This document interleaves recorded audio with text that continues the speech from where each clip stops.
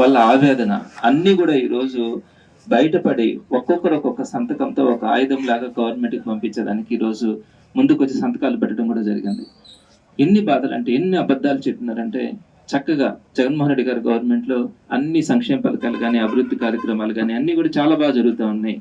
అందరూ కూడా సుఖ సంతోషాలతో చక్కగా ఉన్నారు.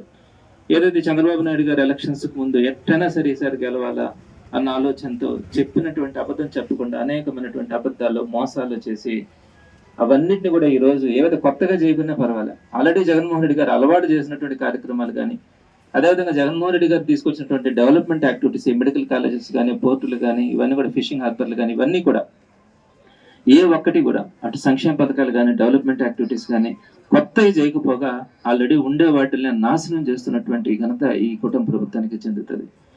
వీటన్నింటి మధ్యలో ప్రజల నుంచి వచ్చినటువంటి కడుపు మంటతో, బాధతో ఈరోజు అందరూ కూడా సంతకాలు పెట్టడానికి ముందుకు రావడం కానీ, వాటన్నింటినీ కూడా ఈరోజు 1 కోటి సంతకాలను కనుక ఎక్స్పెక్ట్ చేస్తే సుమారుగా 1,50,00,000 దాకా కూడా ఈరోజు సంతకాలు పూర్తయినట్టుగా రాష్ట్రంలో మనకు తెలుస్తూ ఉంది.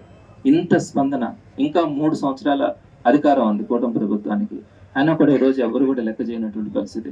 ఈరోజు ఎస్పీ గారు కూడా ఒక మీటింగ్ పెట్టినారు జిల్లాలో. సో ఆమె కమిట్మెంట్గానే చెప్తా ఉన్నారు, తప్పకుండా నాన్ పొలిటికల్గా మేము ముందుకెళ్తామని కూడా చెప్పడం జరిగింది. సంతోషమే. అయితే ఇక్కడ ఉన్నటువంటి పొలిటీషియన్స్ మాత్రం ఎక్కడ కూడా వాళ్ళ పనిని వాళ్ళని చేసుకునే పరిస్థితి కనిపించట్లా. కొన్ని పోలీస్ స్టేషన్స్లో అయితే సెటిల్మెంట్స్ కూడా జరుగుతూ ఉన్నాయి. అంటే ఏదో ఒక కేసు ద్వారా పిలిపించడం, నీ మీద గంజాయి కేసు పెడతామని చెప్పడం, గంజాయిని అరికట్టట్లా, దాన్ని వాడుకుంటా ఉంటారు. ప్రతిపక్ష పార్టీలో పనిచేస్తున్నటువంటి నాయకులు కానీ, కార్యకర్తలు కానీ భయపెట్టడానికి ఈ గంజాయి కేసులను వాడుకుంటా ఉన్నారు. గంజాయి కేసు కఠినతరం చేయడం అవసరం, కానీ ఆ గంజాయి కేసులు వీళ్ళు పట్టుకోవాలనుకుంటే ఎంతసేపు అండి? కరెక్ట్గా 1 వారం రోజుల లోపల నెల్లూరు జిల్లాలో ఉన్నటువంటి వీటన్ని చిల్లర బ్యాచ్లన్నింటినీ కూడా పట్టుకునే శక్తి మన పోలీస్ డిపార్ట్మెంట్కి ఉంటుంది. వాళ్ళకేమన్నా ఇంటర్నేషనల్ నాలెడ్జ్ ఏమి ఉండదు, అందరూ కూడా కూలీ నాలెడ్జ్ చేసుకునే వాళ్ళే. ఒక్కరిని పట్టుకుంటే మొత్తం అందరూ కూడా సుమారుగా మాక్సిమం అంటే 300 మంది ఉంటారు వ్యాపారం చేసేవాళ్ళు.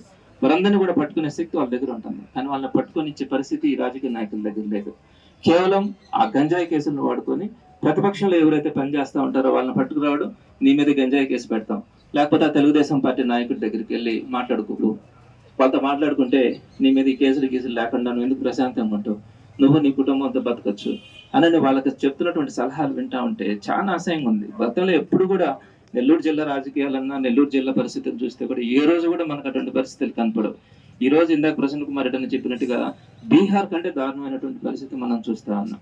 సో ఇటువంటి పరిస్థితులు మారాలా? ఎందుకు ఇన్ని హత్యలు జరుగుతూ ఉన్నాయి? ఎందుకు ఇన్ని గ్యాంగ్ రేపుల్లాగా జరుగుతూ ఉన్నాయి? ఎందుకు ఇంత విచ్చలవిడితనంగా ఈ ప్యాకాట్ ట్రయల్ కానీ ప్రతి ఒక్కరు కూడా విచ్చలవిడిగా ఏమవుతుంది మహా అయితే రిమాండ్కి పోతే 14 రోజులు రిమాండ్కి పోయి మళ్ళీ వస్తాం, మళ్ళీ ఇంకా రెచ్చిపోతాం అని.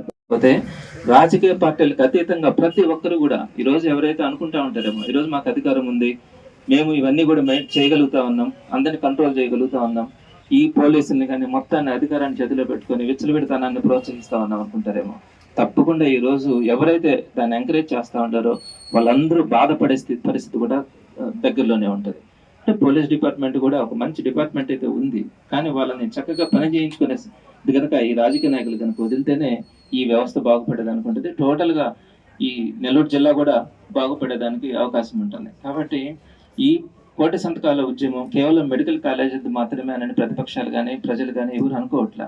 దీనికి ప్రజలకు నుంచి వచ్చినటువంటి వ్యతిరేకత, ప్రజల్లో ఉన్నటువంటి బాధని ఈరోజు అందరూ కూడా ముందుకు వచ్చి పెట్టడం కూడా జరిగింది. చరిత్ర సృష్టించినోడు ఇప్పుడు ఆ చరిత్రని తిరగరాయబోతున్నాడు. అబద్ధాల గోడల్ని బద్దలు కొట్టి నిజాలను రాగా మీ ముందుంచబోతున్నాడు. నిజమైన వార్తల కోసం వెంటనే డౌన్లోడ్ చేసుకోండి రా యాప్ని.